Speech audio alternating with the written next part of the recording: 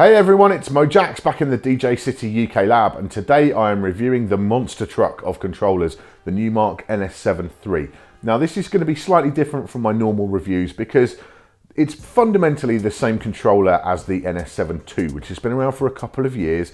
All the functions and features on the actual unit are pretty much the same. So I'm not going to spend ages going on a deep dive into everything on this controller. There's no point.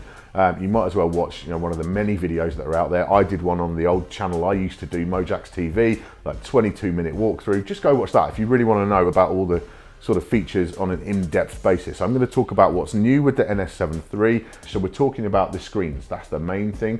These are retrofittable to the NS7 II as well.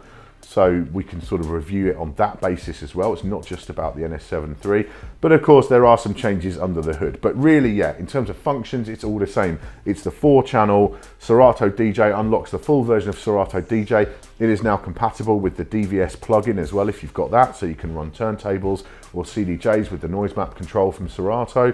You've still got the fantastic MPC style pads, velocity sensitive, you can have velocity sensitive samples. You've got the proper direct drive platters, just like normal turntable platters.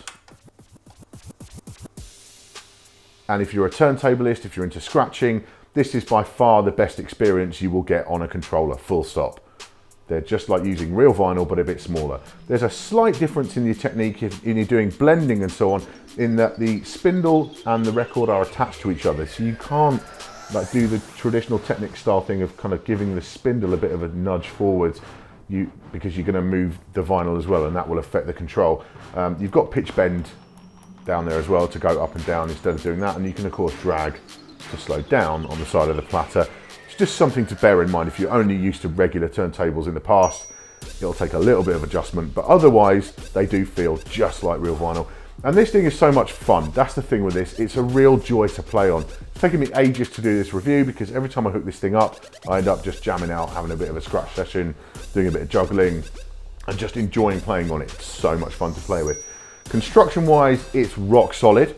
It is all metal everywhere. You've got just the construction of it feels so good. And part of that might be down to the fact it's really heavy, but nonetheless, everything about it, you've got metal pots everywhere. The faders are very nice. The cut-in on the fader is good. It's got that normal kind of Numark Pro crossfader, that kind of, it's their Pro model, and it's got that clicky sound. Yeah, all in all, just for jamming out in that kind of old school vinyl style, it's really good. And none of that has changed from the NS7 II. That's all just carried over very nicely. So we move on to what has changed then. Under the hood, this thing is now class compliant, which means it doesn't need drivers, unlike the NS7 II, which means when it comes to operating system upgrades and so on, it's much quicker to be working with those because you just plug and play. No drivers involved. Class compliant is the way to go, and I'd like to see more and more hardware going down that route over time. So I'm glad they've done that. It's also lighter than the NS7 II. So it's still not a lightweight, don't get me wrong. This thing is over 30 pounds. It's not portable. You're not going to throw this in a bag and take it to your bar gig. This is for either serious home use or for mobile DJs who are already carrying a bunch of flight cases full of stuff anyway. The screens themselves are a mixed bag, to be honest. The actual display panels are wonderful. They're super bright. You can use them in darkness or in very bright. I've got massive studio lighting for the cameras here, and I can still see what's going on really clearly on these screens. They're crisp. The actual update, the refresh rate is very good, so there's no sort of feel like you're getting any lag with them.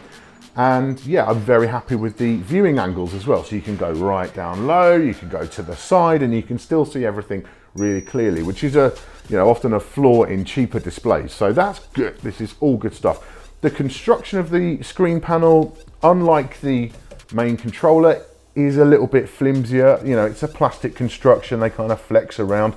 The way they fit onto the controller is basically by slotting onto these two prongs at the back, whereas you used to have the laptop stand with the older models that would go out the back there. Now you've got the screen mount instead. But the way they actually attach to the controller is pretty good. You've got a short little USB cable goes from the controller to the screens, and likewise a power output as well from the controller to the screens, and then your main USB goes out from the screens to your computer. It's nice and smooth, and as a little bonus on there, you've got an extra USB port on the back for plugging in, you know, extra controllers or an external hard drive or whatever else as well. The functionality is very similar to that was on the Numark NV in 2014, but they've improved on it a bit. You've now got the beat grid information. You can see the beat grid on the screen and you can adjust it from the controller and you can see what you're doing, so that's really good. You've got the 3 screens, which means we have a dedicated screen in the middle for your library. So we can scroll through your library and load your tracks from there. It updates with the color, so when you've played a track, it turns blue. Unlike, you know, so you can actually see what you've played, so that's all very nice. You can go through all your different crates and so on. You can add to your prepare list and all that kind of stuff from the unit. You can sort them as well, so we can sort by, let's hold the shift, we can sort by song or artist or BPM. It looks like you will have the option to do key sorting as well, but at the moment that doesn't seem to be working for me in Serato DJ 1.8, so I assume that's coming down the line. And it is kind of limited. You can't really see everything on the screen. You've only got these 3 fields. You've got the actual track title, you've got the artist, and you've got the BPM. However you are sorting them, that will remain unchanged. And so, can you shut the laptop? Can you really put it away?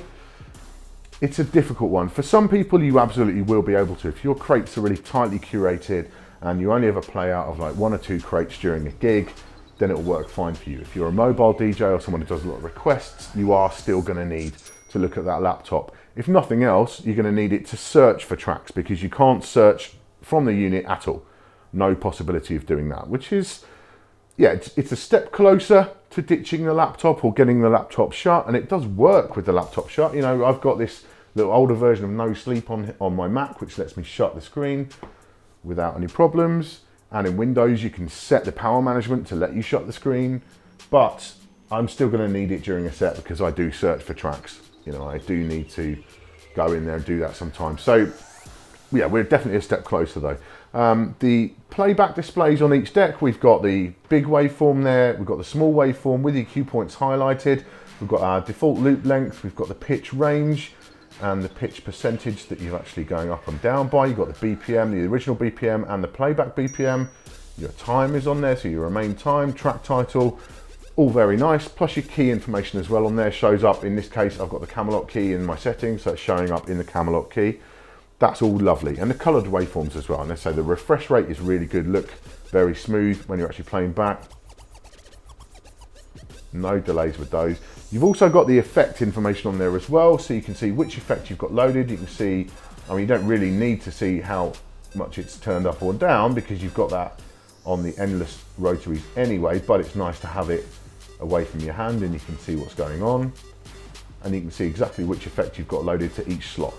We have got another view mode as well. If we hit the view buttons on either side of the display unit, we've now got the large waveforms in the stacked kind of way that you normally have with Serato DJ. So we can play them that way. We've then got the virtual deck display in Serato DJ is fed through to the screen, so we can go back. We've got our virtual 12 o'clock.